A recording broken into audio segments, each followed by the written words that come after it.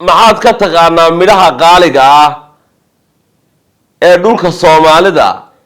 inta uu ka baxo ay Soomaaliduna dabar jarto ifkana ugu necab tahay xitaa inay aragto maanta waxa aynu tagaynaa geedka ay Soomaalidu dabar goyso ee loo yaqaan garawaaga afka qalaadna loogu yeedho mesquite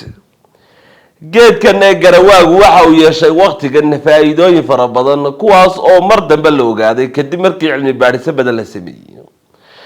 geedkan waxa uu leeyahay faa'iidooyin ay ka mid yihiin inuu borotiinada qofka kor u qaado sida magnesiumka potassiumka iyo sidoo kale calciumka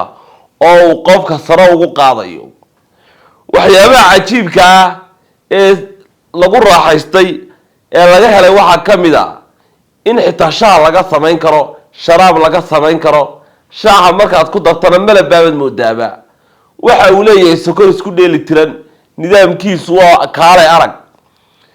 geedkan Soomaalidu la colbay tahay halka uu joogana wabay ka fogaataaba wayna dabar jartaa oo intii faas la dhax qaadaan bay yiraahdaan halka garawaaba ka baxay bal muuqaalka sii fogay waxa dii uu guriga garawaa ku agyaalo bal midhihiisa soo qaad oo shaah iyo sharaab ka samayso